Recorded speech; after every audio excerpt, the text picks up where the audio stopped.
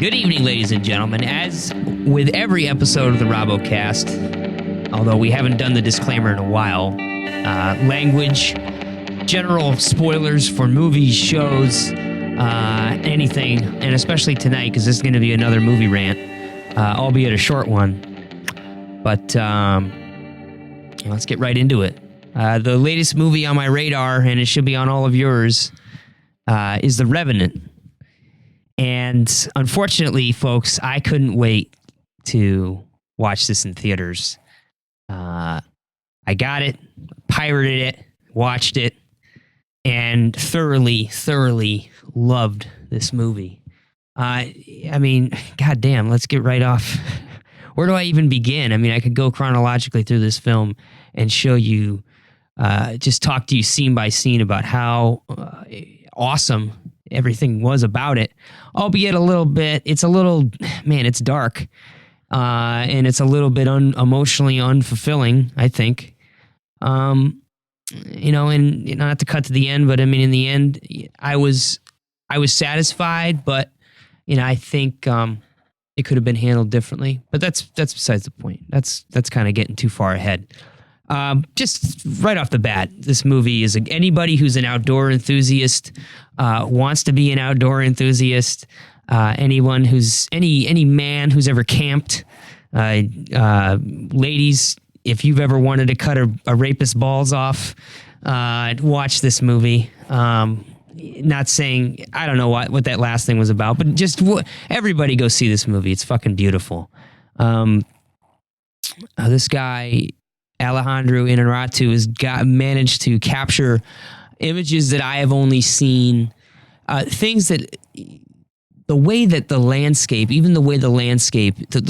is a character in the movie, not in every scene, but there are particular scenes when it's purposely filmed, and I think is just to further enhance the atmosphere of the film. I mean, I'm speaking, of course, that's obviously what it's there for, but, it's just certain scenes in this film are shot so beautifully.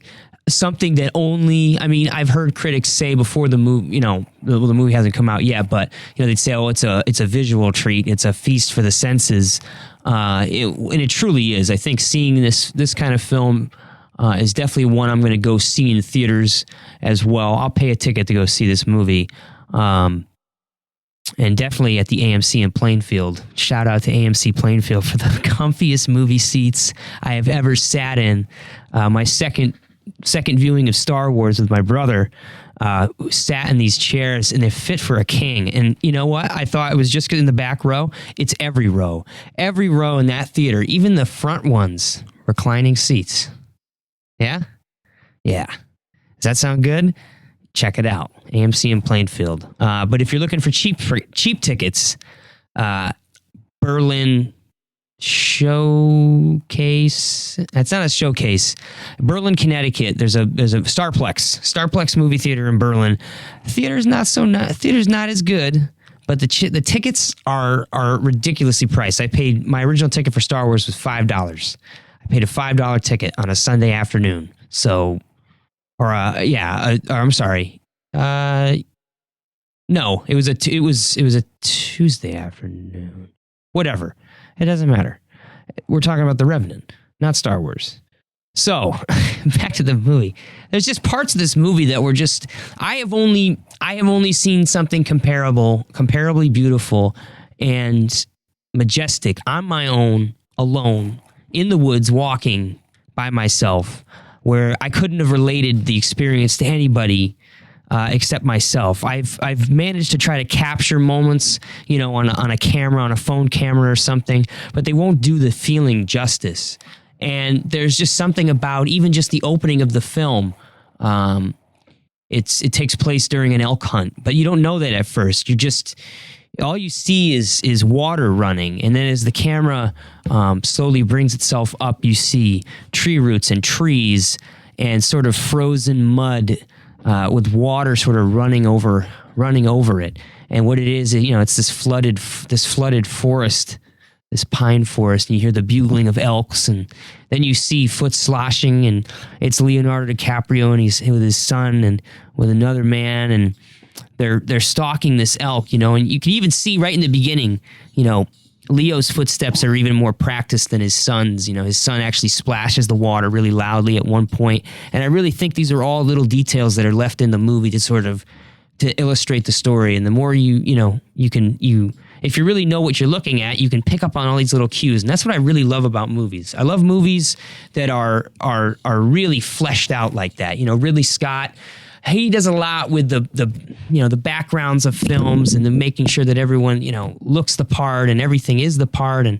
But I really admire, not to get sidetracked again, but I really admire movies that will do that will really give you just total immersion. And that's really what you get with this film from start to finish. It's almost filmed in a way that it's like from someone's visual perspective.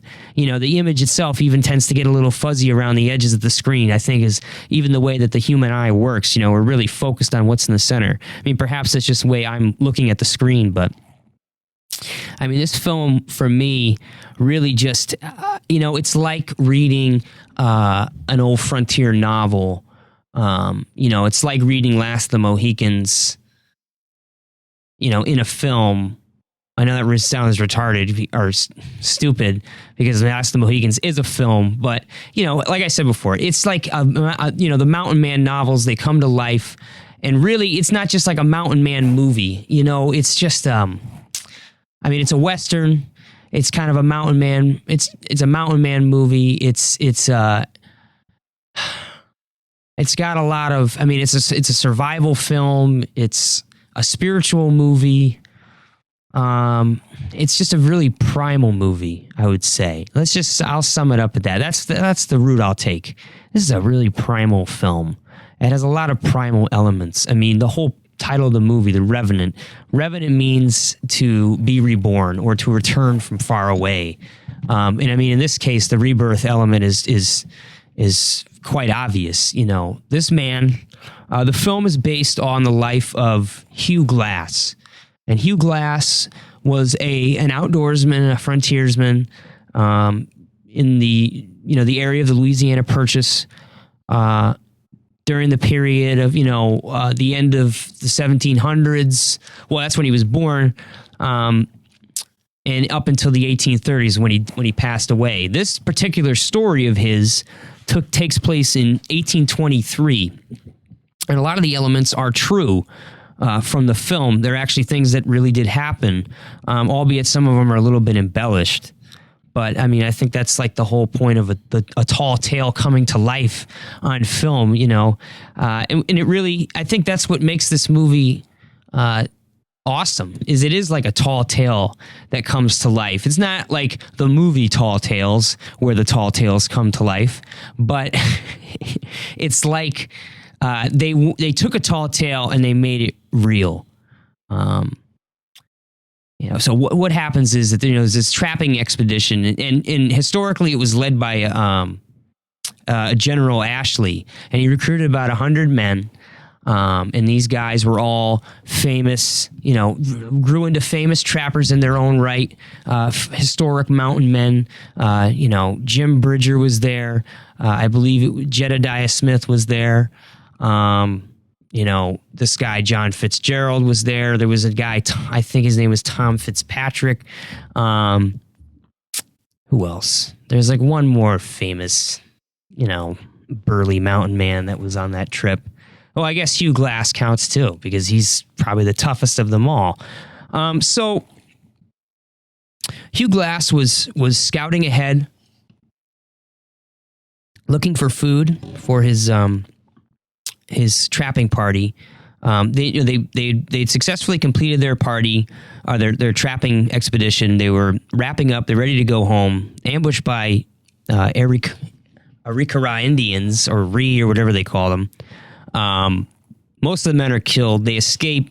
Glass he was wounded. He's not wounded in the film, or maybe he is slightly. They abandon their boat. They start to travel overland to get away from the Arikara territory, or Arikara, however it's pronounced. They just call it Ree, so I'll say the Ree. And during this time, this overland trip that they took, this reduced group of trappers, Glass is foraging ahead of the party, looking for food. He breaks up a mother bear and her cubs, or he breaks into their territory. He's immediately viciously mauled by the bear. Historically, he's with two guys. One of them is Jim Bridger, and the other one, I think, was John Fitzpatrick, the guy who eventually abandoned him, or Fitzgerald.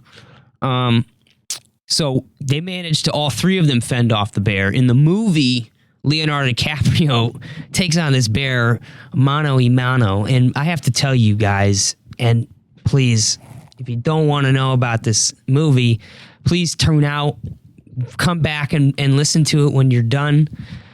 But it's like the most brutal, I don't know, apart from watching a real bear attack on like Live Leak or something, this was like the most brutal work of CGI I've ever seen. I don't know if they actually might have used a bear stand-in at any point. I think the whole thing was CG, but it's quite seamless. I mean, I think you know what's happening because it's just it's a movie, obviously. But I mean, even down to like the prosthetics of Leonardo DiCaprio being torn apart by a grizzly bear, it's all there. And just it adds this. Keep in mind, this is all filmed really starkly. I mean, there's nothing else happening in these scenes except like Leo walking through the woods. Then you hear the bear cubs. You see the bear cubs, and then you hear behind him, and he turns around and gets fucked up. Immediately fucked up. And I mean, it goes a long way to illustrate to all of you out there who have ever gotten drunk and been like, I could fight a bear. I just stab him in the neck. This thing moves so fast, and this is all, I'm sure, again, because of the level of realism that this director has gone for. I'm sure a lot of experts on bears wouldn't argue at all with it. I think that they were probably consulted, and they might have watched more than a few bear attack videos, because this thing just owns him, completely owns him. I mean, in the end, he survives, albeit really badassly. And I'm not going to ruin that for you guys. You got to see the play. You got to see how it plays out. Historically, he had help. In the film, he does it alone, but he manages to dispatch the bear. But that's really where the drama kind of starts, is with the bear attack.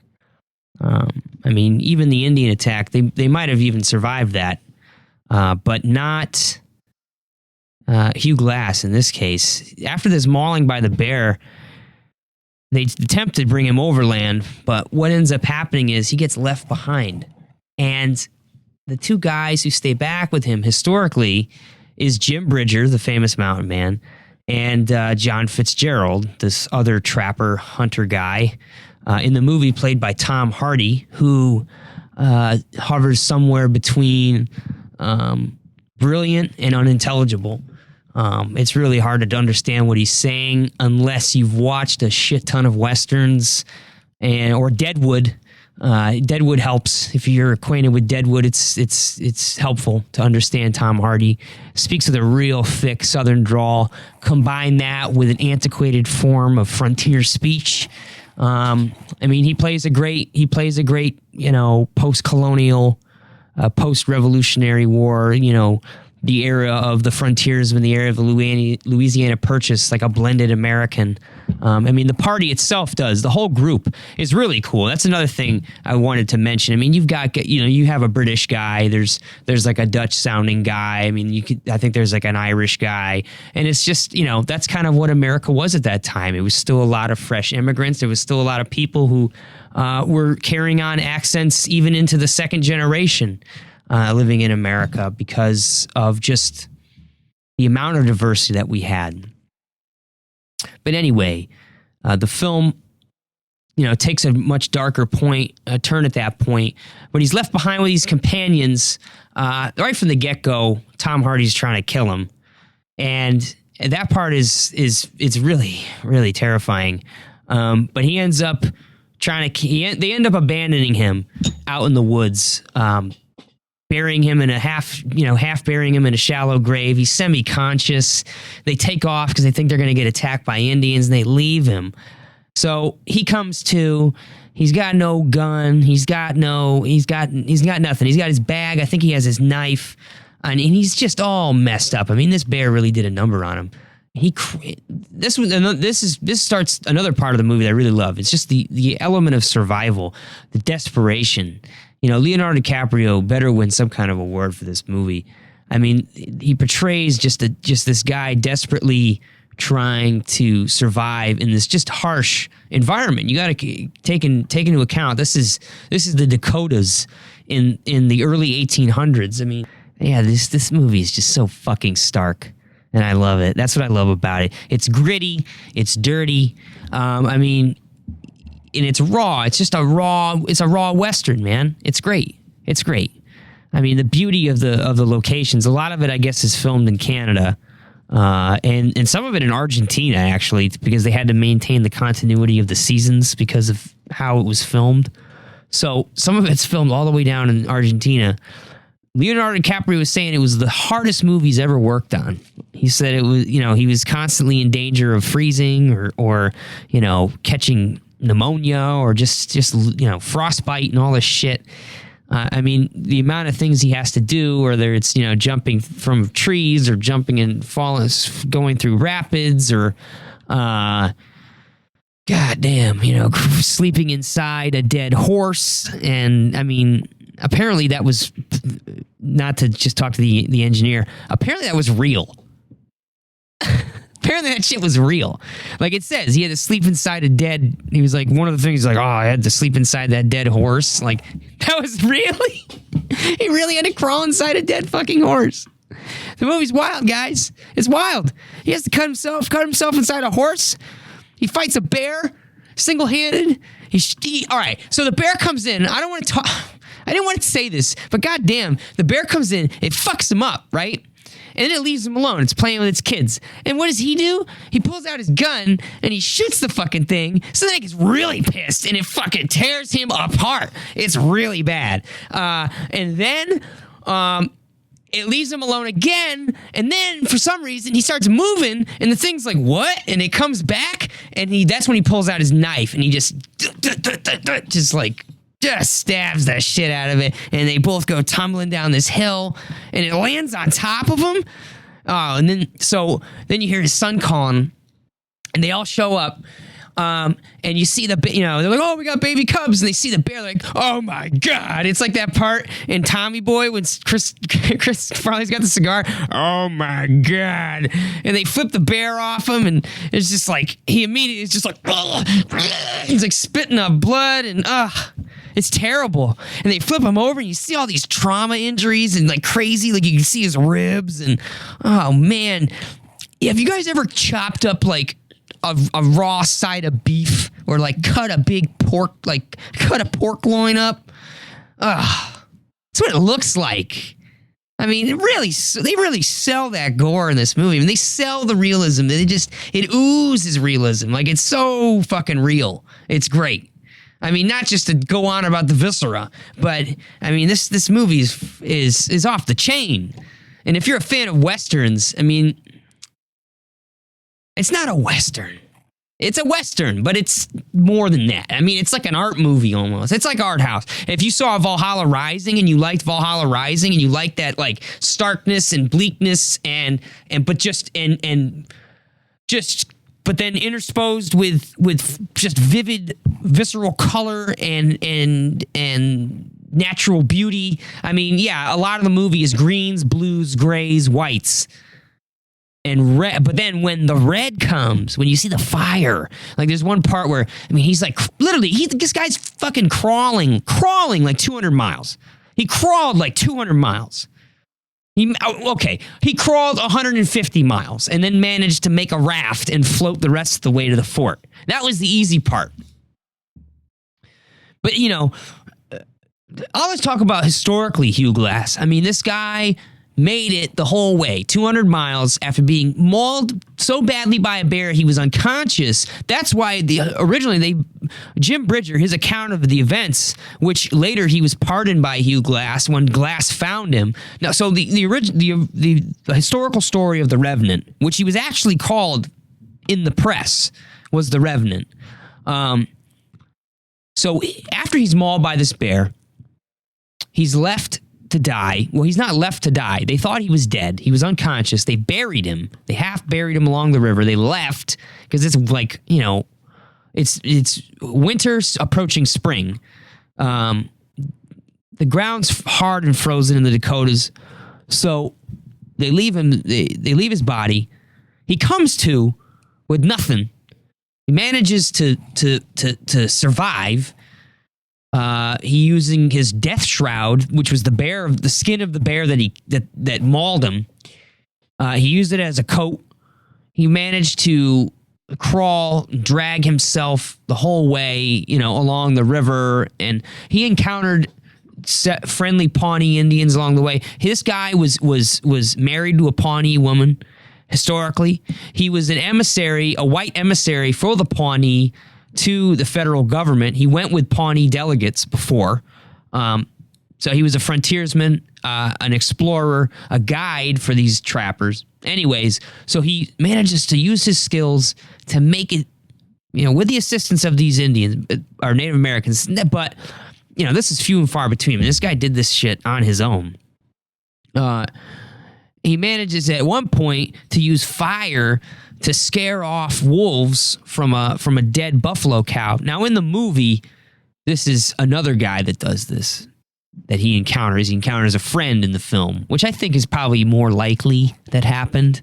Judging on his, going off his condition, the fact that he was dragging himself along the ground, I doubt very much that he could fight off two wolves in his state. So, but that's another part of the movie that's actually the introduction where you see this, when you see the fire return to the film, when you see the fire of life return to the film, the fire of hope, of friendship, is at that point in the film where he kind of drags himself out of the darkness, submitting himself to the mercy of this native man who turns out to be a Pawnee, a friendly Pawnee, who they travel together.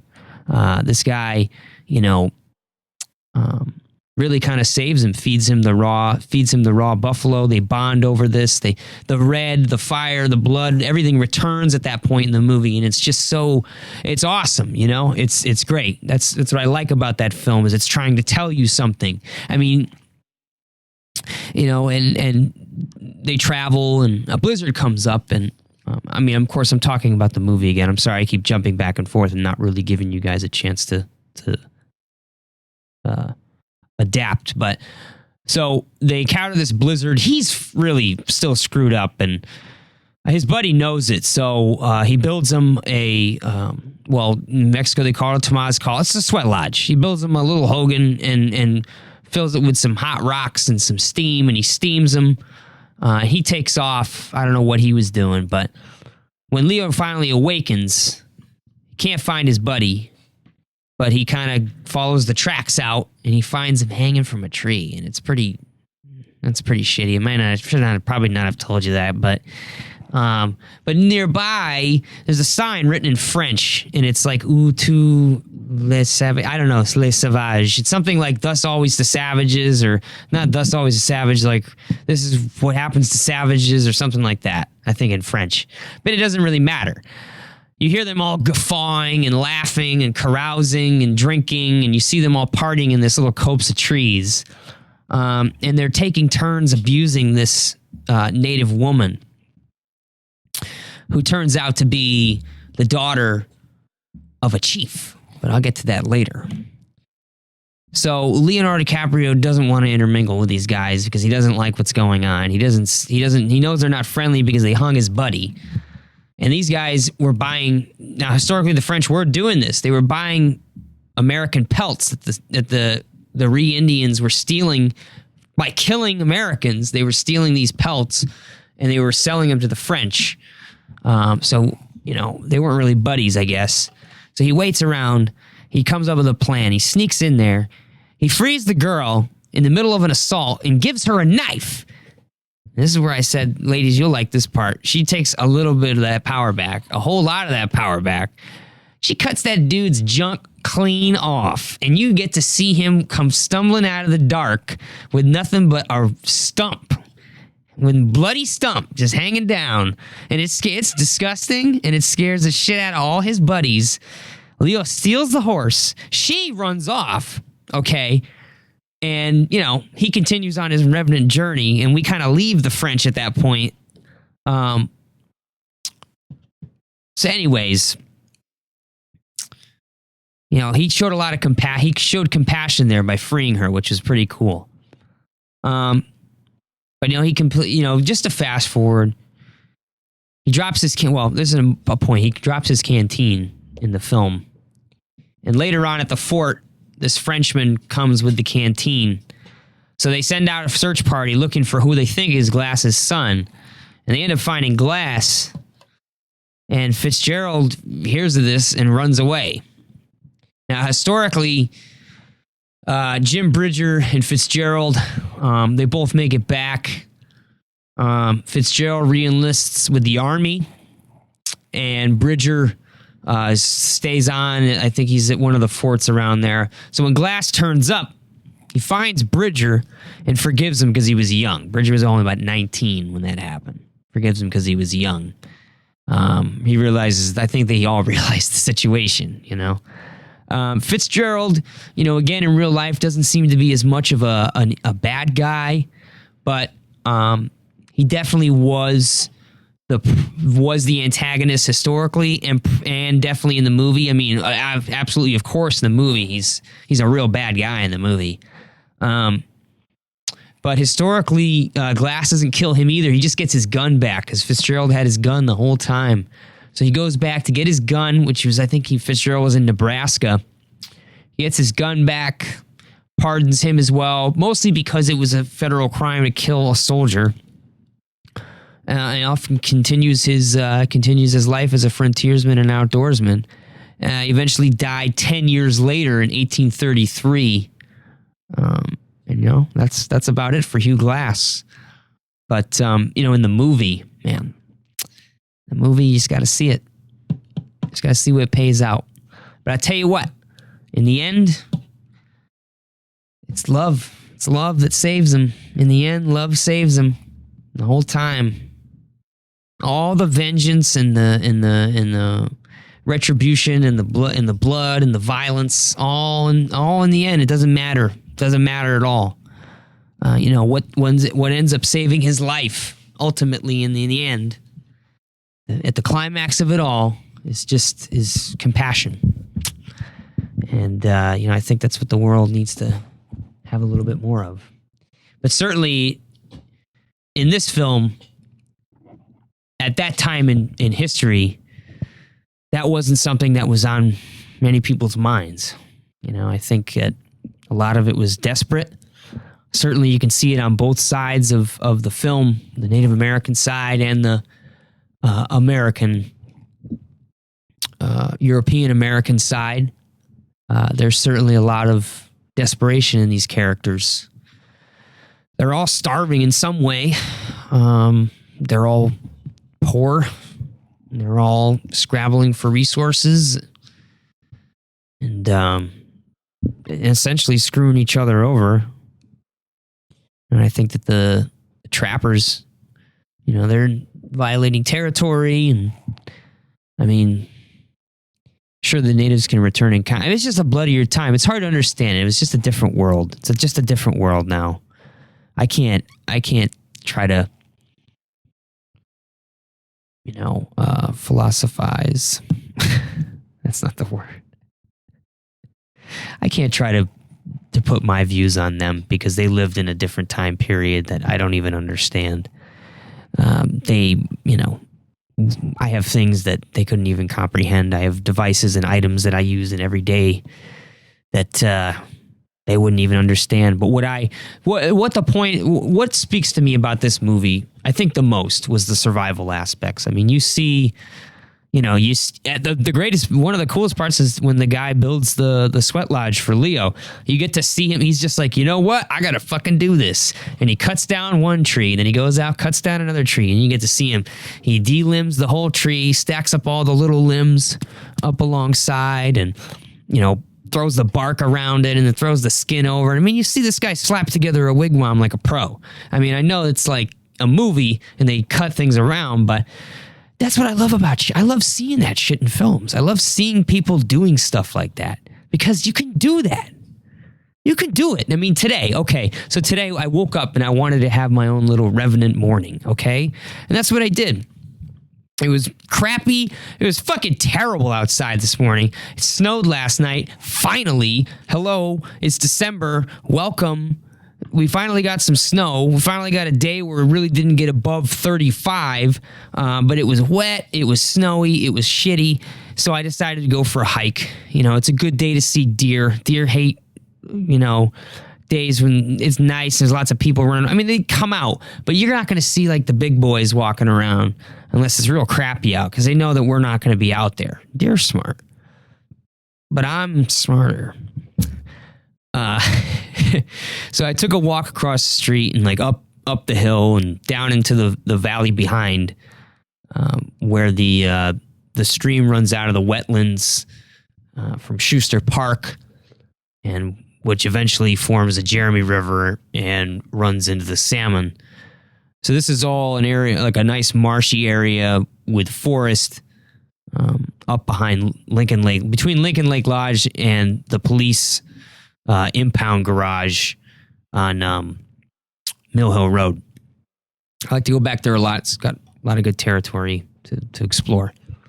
Anyway, so I decided to go walking around and just kind of walk, you know, even the way that Leo walks in the movie, Hugh Glass walks in the film is right on point, man. Real slow, real deliberate. You know, that's kind of the way, if you're ever on a walk alone by yourself in the woods, you don't really necessarily want to blunder around, you know, looking at your feet. You want to take the time to slow down. That's a lot of times I advocate people walking barefoot. Yeah, you might step on sharp shit. It's going to take a while to adjust, but you just keep trying. Just keep trying, because ultimately it's going to slow your pace down to a point where you're going to be able to observe the forest as you travel through it. And that's the whole point of being a scout. That's the whole point of being a hunter, is to be able to observe your surroundings as you manipulate them, as you pass through them, as you traverse, however you want to term it. You know, when you're out there in the forest, you want to be aware of what's going on around you. I don't like wearing iPods. I don't like listening to music. I don't like talking. I don't like dragging my feet. I'm very, very focused on not making any noise when I'm out in the woods. Not because I'm paranoid, not because I'm trying to hide or I want to sneak up on people. I want to be quiet because I want to see what's out there. And that's that's another little touch that you see in the movie. Everyone's very quiet. Everyone's very, the way they walk through the woods is the way you're supposed to walk through the woods. So I really like that kind of deliberate steps, the way that, he travels through the forest. And just the simple things about the movie, the fire starting. I love that shit. I love that. I love the struggle against the elements. And so today on my Revenant walk, of course, I don't have a knife. I didn't have a hatchet. I don't have my compass. I don't have my fire starters. I don't have anything that was in my get out of Dodge bag, which was taken out of my car against my, without my knowledge and against my wishes by some fucking dirtbag thief. So I pretty much lost all my whole survival kit. So I was just trying to see what I could do, what I could get into with just a lighter in my pocket. And not much happened. Yeah, it was a good walk. I found 3 deer. I got pretty close to them. And the wind changed and they must have smelled me because they just took off. And that's a real thing that can definitely happen. It's obvious that it happened to me, but they, it was nice. It's nice to see them. They were in good shape. It was 2 does and a buck. So I don't know what that's about. Maybe he's got a harem going. So I tried to start a fire, and it was a lot harder today than I thought. I've never really had trouble starting fires before. There's nice little spot in between the folds of a cedar tree where you can scrape out a lot of bark and nice and dry shit. But it was just something today, man. The air was just so wet and so heavy and cold. Just couldn't seem to get anything lit. Like it would catch for a little bit, but eventually go out. I just think it was too damp. I mean, it was raining when I tried starting it, but I was a little disheartened, you know? I think I was all boosted up from watching The Revenant. It made me think that I could, you know, pull that shit off when, you know, actually it's hard. And it gave me just a little insight as to how hard it was for Hugh Glass out there in the Dakota wilderness in fucking February or wherever it was, March. That's horrible. I mean, those kind of conditions are pretty damn rough. I don't know if any of you guys have ever done winter camping at all, but we've got it pretty damn easy now. Although, you know, I think they were plenty warm in furs and skins. I mean, that shit is really warm. I mean, it really is. And wool. I mean, you got to think what these guys were wearing. You know, they're wearing like untreated, natural resined wools, furs, animal skins, leather, you know, sheep's probably, you know, sheep wool, all kinds of stuff. But these are all natural fibers. There's nothing, you know, space age. There's anything, you know, high tech about it. It's all probably pretty heavy when wet, especially. It's all very rugged gear, very crudely made. And you know, it all probably deteriorates just as fast as stuff nowadays. Probably not as fast, but it's just it's rough. It's rough to be able to live like that, you know, with just a hatchet and a knife and your wits and a rifle. You know, makes me want, you know, I think a lot of people fantasize about going back to the land and being able to do it like that. I mean, that takes a certain amount of dedication this day and age. I mean, you've got to like go back. You really would have to go back in time to really be able to live like that. Because the way Hugh Glass and all those guys were living out there is about as close to the land as you can get. I mean, you know, they might as well have been Native Americans the way they were living. Apart from their European attitudes and sensibilities and their racist superior attitudes, you know, they're pretty much the same. You're just living off the land and you know, hunting and killing to survive, and that's the kind of world that it was. It was just but it was the difference in appreciations for it, you know. Whereas the natives, you know, recognize it as part of a greater circle and a necessary, you know, regrettable but necessary action. You know, I think that at that time it was just business to a lot of whites. It still is these days.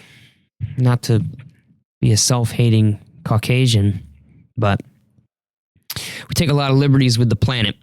And I've said it before and I'll say it again. When the lights go out, you all better put your best Leonardo DiCaprio on. Better get your best Hugh Glass impersonation worked up, because you're going to need it, because it's going to get bad real quick. Do yourself a favor.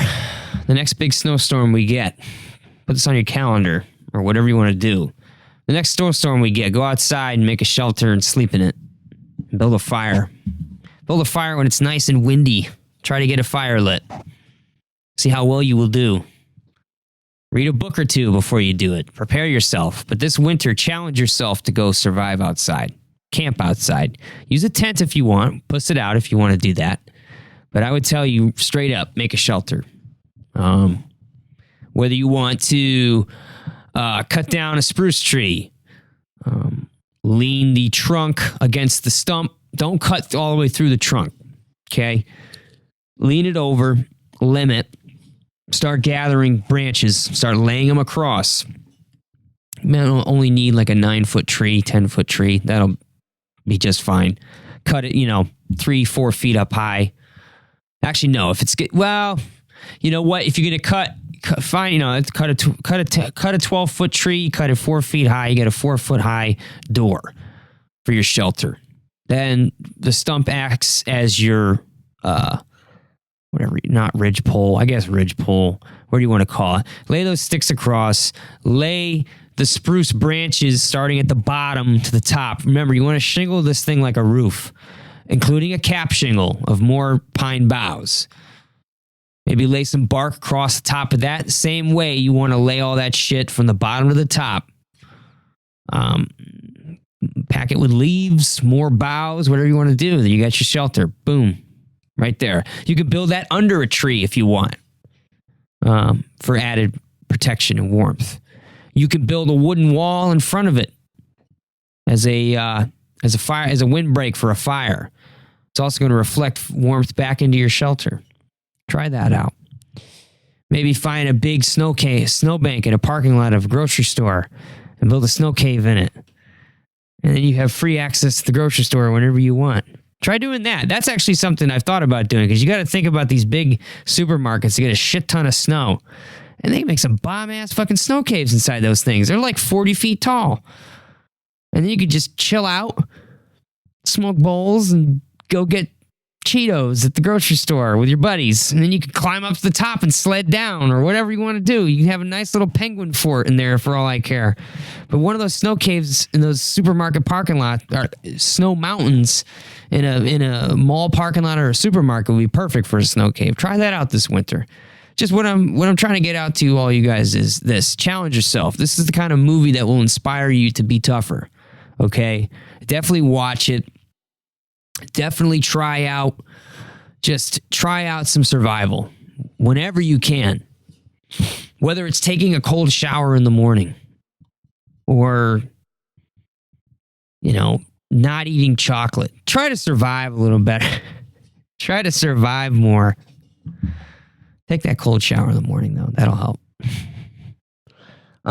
There's really not much more to say. I could go, it's all been said. This movie's a fucking 10 for me, an 8 for most other people. But it's definitely it's worth watching. It's worth seeing. It's worth torrenting. It's also worth going to see it in the theaters, though. If you really like it like I did, I'm definitely going to go see it in the theaters, because I got to have that total experience. I got to hear that shit in surround sound. I got to have it in my Plainfield AMC cushy, lazy-ass seats. I got to hear it. Dude, when I was watching Star Wars in that theater, there was so much bass. It wasn't even in the Star Wars. It was in one of the previews. Do you remember which preview it was?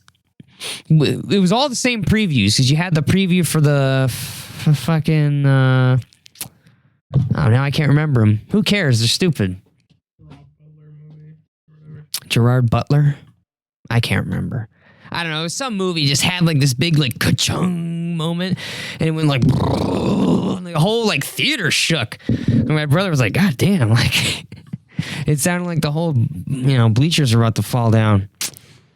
But yeah, anyway, this movie great. It's great. Let's go see it. You like bears? Go see it. You like guns? Go see it. If you like Tom Hardy with a fucking no scalp, go see it. If you, go see this movie. Go see The Revenant, and then go put on a pair of moccasins and run around in the snow, okay? This is Robbo giving you a thumbs up for The Revenant. Bye.